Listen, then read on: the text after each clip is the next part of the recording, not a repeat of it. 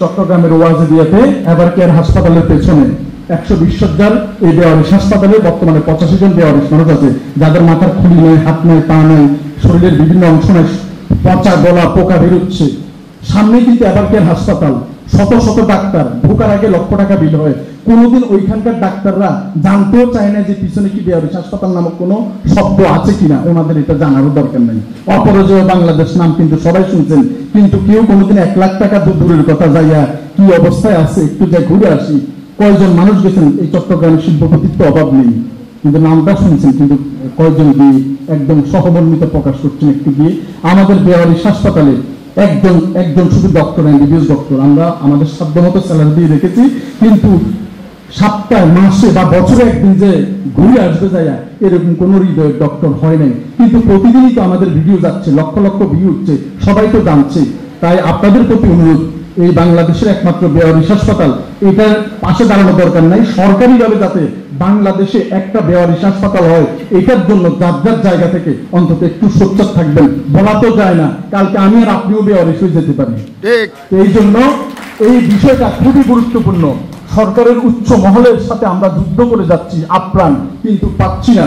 ভবিষ্যতে যাতে পারি, আপনারা আমাদের সাথে থাকবেন ইনশাআল্লাহ। সারা বাংলাদেশের অত্যন্ত প্রিয় মুখ, আজকে সবার বিশেষ অতিথি জনাব মোহাম্মদ শওকত হোসেন পিপিএ, প্রতিষ্ঠাতা পরিচালক বেওয়ারিশ সেবা ফাউন্ডেশন চট্টগ্রাম, ওরফে মানবিক শওকত ভাই। শওকত ভাইকে আমরা একটা হাত দেন।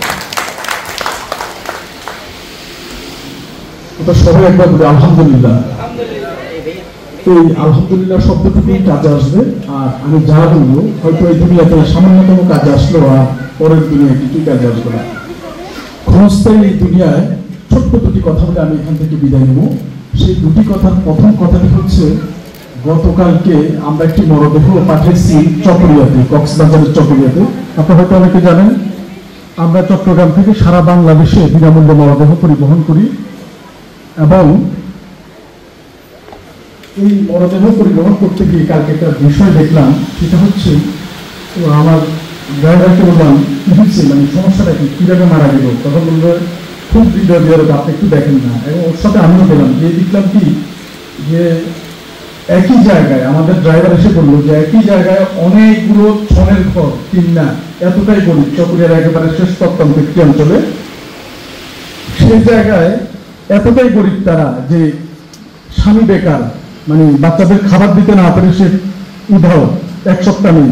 এবং এই 3টা ছোট ছোট বাচ্চার মা তাদের খাবার দিতে না পেরে বিষকে আত্মহত্যা করে। এই মহিলাটি এই বিষকে আত্মহত্যা করার পরে চট্টগ্রাম মেডিকেল এক্সিকিউটিভ যা করার পোস্টমর্টেম, সেই কাটা ছিঁড়ে করে লাশটা দিয়ে দিচ্ছে। একদিন পরে পচা দুর্গন্ধ বেরোচ্ছে। ছোট 3টি বাচ্চা মায়ের শেষবারের দেখার জন্য অপেক্ষায়, 5 বছর, 4 বছর, 8 বছর বাচ্চাগুলো মাকে শেষ দেখার জন্য অপেক্ষমান। মরদেহটি আর লাশটা নেওয়ার মতো কেউ নেই। একজন প্রতিবেশী সে এসেছে লাশটা নিতে। আমাদের কি অ্যাম্বুলেন্সে সেই লাশটা যাওয়ার পর ড্রাইভারকে বললাম যে একটু খোঁজখবর নিয়ে আসলো। এই যে মানুষের এই অবস্থা, সে এসে আমার বললো যে এরকম অসংখ্য পরিবার সেখানে এই অবস্থায় বিরাজ করছে, যে শুধুমাত্র ক্ষুধার তাড়নায় খাবার দিতে পারছে না, এরকম অনেক পরিবার আছে, এবং দুনিয়া থেকে বিষ খেয়ে চিরতরে বিদায় নিয়ে চলে যাচ্ছে। সেই অনুযায়ী আমরা আছি, বিএনপি, জামাত, আওয়ামী লীগ, এনসিপি, কে যাবে ক্ষমতায়, এই নিয়ে যুদ্ধ। অপরদিকে বাংলাদেশে বেওয়ারিশ মানুষদের জন্য একটি বেওয়ারিশ হাসপাতাল নেই। বিগত কোন সরকার করে নাই, এখন যারা আছে তাদেরও মাথা ব্যথা নাই, সামনে যারা আসবে তারাও চিন্তা করে না কিভাবে কাঁঠালটা ভেঙে একসাথে খাওয়া যায়, সেই চিন্তাই সবার মধ্যে ঘুরপাক খাচ্ছে। কিন্তু বাংলাদেশে একটা বেওয়ারিশ হাসপাতাল কতটুকু প্রয়োজন পড়েন? সরকারের সমাজ সেবা দপ্তর রয়েছে, সরকারের বিভিন্ন বাহিনী দপ্তর রয়েছে, সরকারের মানবাধিকার কমিশনের এক্সক্লুসিভ জনরা রয়েছে, কিন্তু সবাই শুধু পাজারো গাড়ি আর সরকারের টাকা আহরণের নেশায় রয়েছে। প্রকৃত অর্থে মানবতা কতটুকু রয়েছে?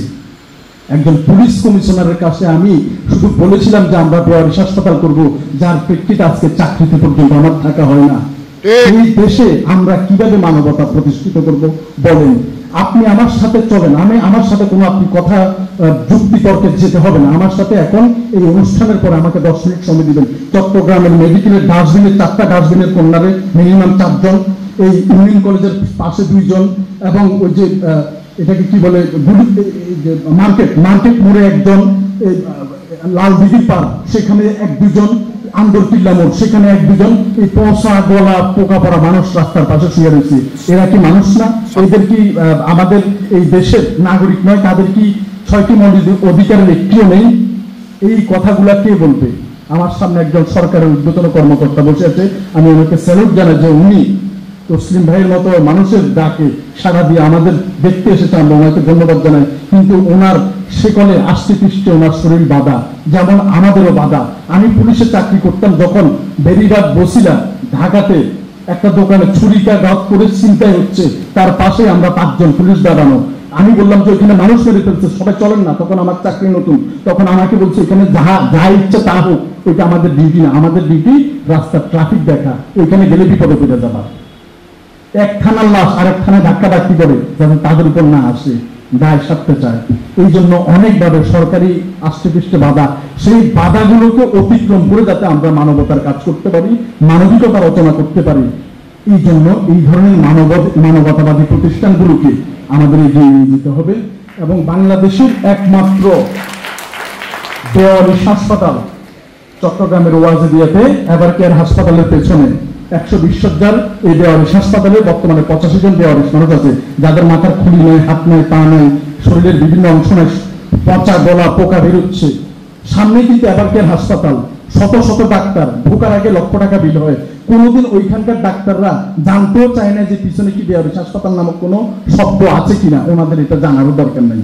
অপরাজয় বাংলাদেশ নাম কিন্তু সবাই শুনছেন, কিন্তু কেউ কোনোদিন 1 লাখ টাকা দূরের কথা যাইয়া কি অবস্থায় আছে একটু যাই ঘুরে আসি, কয়জন মানুষ গেছেন। এই চট্টগ্রামের শিল্পপতির তো অভাব নেই, কিন্তু নামটা শুনছেন, কিন্তু কয়জন গিয়ে একদম সহমর্মিত প্রকাশ করছেন একটু গিয়ে। আমাদের বেওয়ারিশ হাসপাতালে একজন শুধু ডক্টর, এমবিবিএস ডক্টর, আমরা আমাদের সাধ্যমতো স্যালারি দিয়ে রেখেছি, কিন্তু সপ্তাহে, মাসে বা বছরে একদিন যে ঘুরে আসবে যায় এরকম কোন হৃদয়ের ডক্টর হয় নাই। কিন্তু প্রতিদিনই তো আমাদের ভিডিও যাচ্ছে, লক্ষ লক্ষ ভিউ হচ্ছে, সবাই তো জানছে। তাই আপনাদের প্রতি অনুরোধ, এই বাংলাদেশের একমাত্র বেওয়ারিশ হাসপাতাল, এটার পাশে দাঁড়ানোর দরকার নাই, সরকারিভাবে যাতে বাংলাদেশে একটা বেওয়ারিশ হাসপাতাল হয়, এটার জন্য যার যার জায়গা থেকে অন্তত একটু সোচ্চার থাকবেন। বলা তো যায় না কালকে আমি আর আপনিও বেওয়ারিশ হয়ে যেতে পারি। এই জন্য এই বিষয়টা খুবই গুরুত্বপূর্ণ। সরকারের উচ্চ মহলের সাথে আমরা যুদ্ধ করে যাচ্ছি আপ্রাণ, কিন্তু পাচ্ছি না। ভবিষ্যতে যাতে পারি, আপনারা আমাদের সাথে থাকবেন ইনশাআল্লাহ। ধন্যবাদ সবাইকে। আসসালামু আলাইকুম।